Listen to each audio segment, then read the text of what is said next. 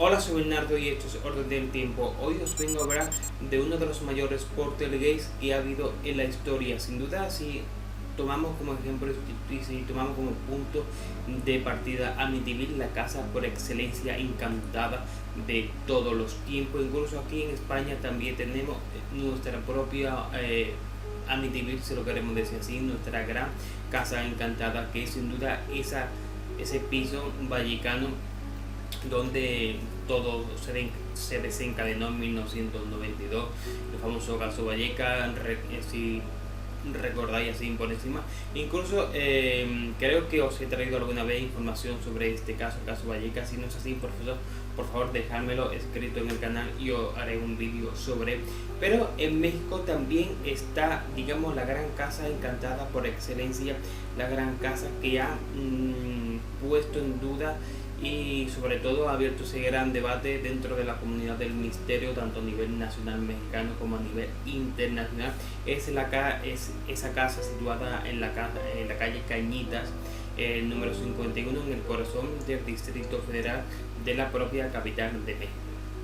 Nos tenemos que ir hasta 1982, cuando Carlos Trejo, sus hermanos y un grupo de amigos decidieron hacer un día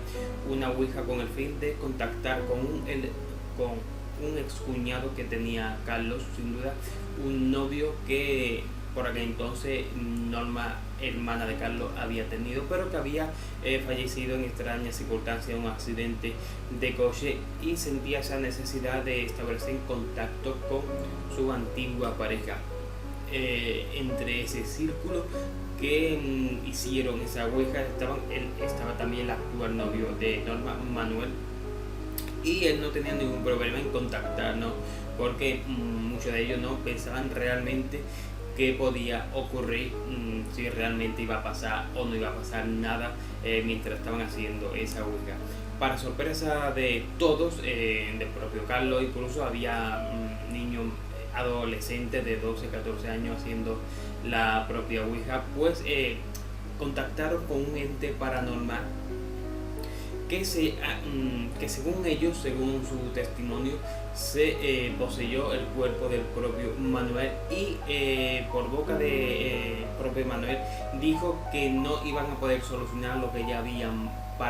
parado, ¿no? Que algo había desencadenado y todo ese ente había tomado el cuerpo de Manuel, cosa que se empezó a convulsionar, empezó a escupir, empezó a retorcerse, creció el pánico en aquella casa. Incluso muchos de ellos afirman que le lanzaron agua,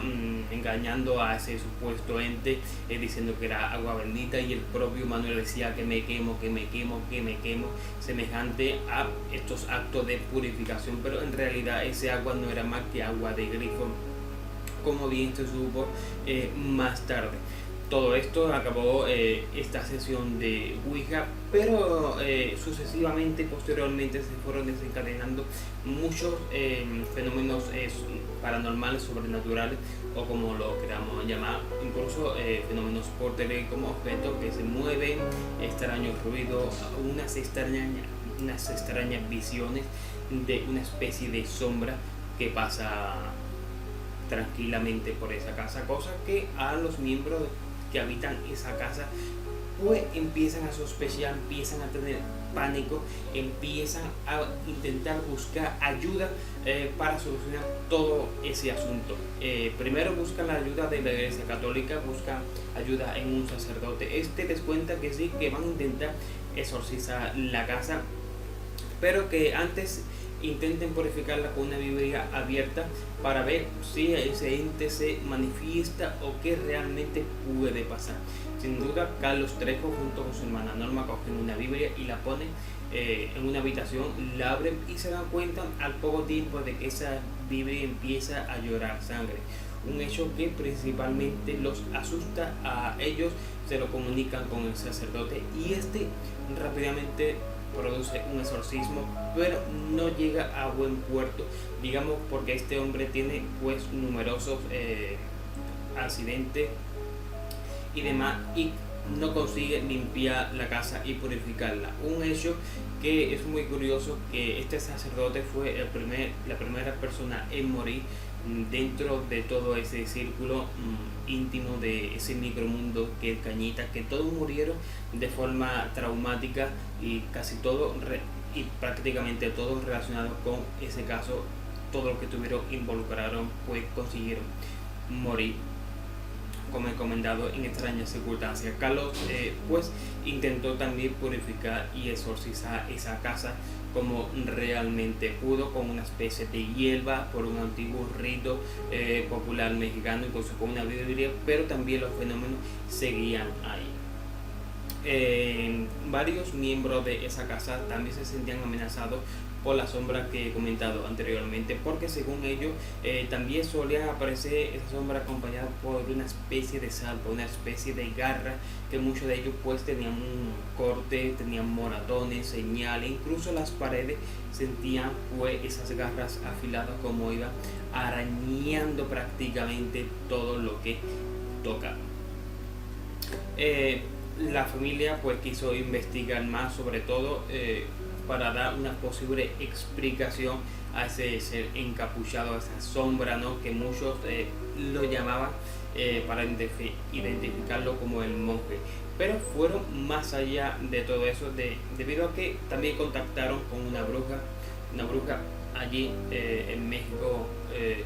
donde le dijo que realmente habían despertado algo, incluso le habían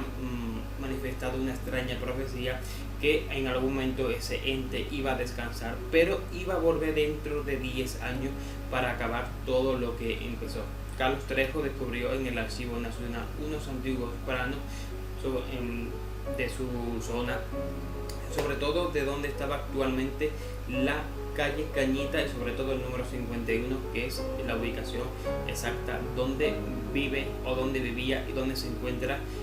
dicha casa. Descubrió que antiguamente allí había un antiguo cementerio utilizado por la Inquisición, donde esta iba a torturar a los diferentes individuos